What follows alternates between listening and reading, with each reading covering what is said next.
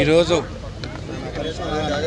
ఆ నాయకుడి గురించి ఈరోజు ఇంతమంది జనాలు ఇక్కడికి రావడం జరిగింది.